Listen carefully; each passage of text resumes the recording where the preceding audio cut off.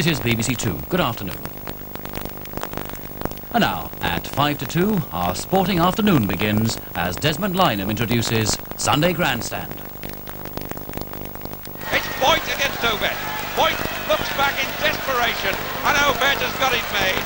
He kicked off the bend and comes away. Walker's closing fast, but not fast enough.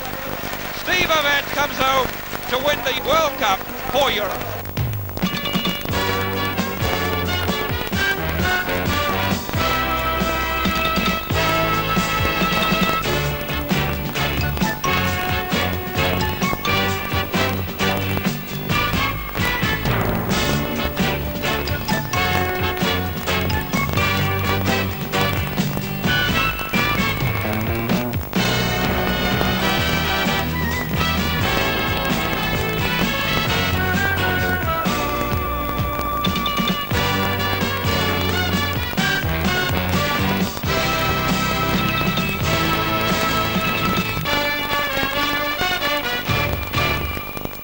Hello, the star attractions of our programme today. Alan Wells going for a sprint double in the World Cup Athletics in Rome. The chance of British medals in the World Rowing Championships, that's in Munich. And we could even have the winners of the Sunday League Cricket on the programme this afternoon for you. Well, the year's major athletics event, the World Cup, is proving highly successful for British competitors. Seb Coe, Steve Ovett, Cathy Smallwood, Alan Wells have all been performing quite brilliantly. Wells goes again today after that narrowest of wins in the 100 metres. This time they go, it wasn't a good gun, and Wells is away well, and also away well is Eddie Obeg. Struggling is Carl Lewis and Wells and Eddie Obeg. Eddie Obeg on the far side's going to beat the lot. Obeg wins, Wells second, Edelman third. But in fact, the photograph gave it to Wells, and today he goes in the 200 metres, and a win there will confirm his position as the world's top sprinter at 29 years of age. Henry Rono competes in the 5,000 metres, all the major events of the final day of the World Cup, and that will begin for you at 4:25 this afternoon.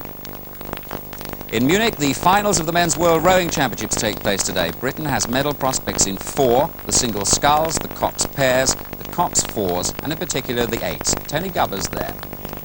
Almost perfect water for the finals of the World Championship regatta here in Munich. And that has certainly boosted the British hopes of perhaps a silver medal. Certainly last night, the crew of the British 8 were a little disappointed to have drawn lane 6 for their final, which meant they would have faced the roughest water if the prevailing wind of the last few days had continued to blow. But fortunately, overnight, the wind has all but died away. There's just a faint breeze, but nothing which suggests that any of the racing lanes should have more favourable water than anyone else. The British 8 contains 5 of the crew that won silver medals in Moscow and is certainly capable of winning the silver medal again, perhaps even the gold, particularly as their main rivals, the Soviet Union, will be right alongside them in lane 5.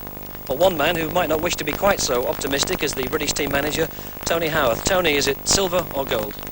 Well, I think at this stage we wouldn't like to commit ourselves, Tony, but obviously with Great Britain drawn with the Soviet Union on the far side, they are the 2 fastest crews. We would be happy with the silver. I think that is where we hope we're going to be at the end of the afternoon. Rowing coming up for you in a moment or two. Well, we're just 1 week away from the end of the Sunday League cricket season. Essex have never won that particular title, but of course that could change today. They have a 2-point lead over Warwickshire, last year's winners, and if Essex beat Middlesex today and Warwickshire lose against Kent, then the title goes to Keith Fletcher's men. Well, that's our match, Essex against Middlesex, and Peter Walker's there at Chelmsford. This is the trophy that Essex will annex, providing they do all that Des said. It's a wonderful trophy, and really the sort of season that Essex has had is reflected in the kind of support that they've had. The gates were open at 10 o'clock this morning, and the people have been flooding in. There isn't a single seat to be had anywhere here in Chelmsford. Now, historically speaking, Essex have got the Indian sign on Middlesex because they've won 10 to Middlesex's 2.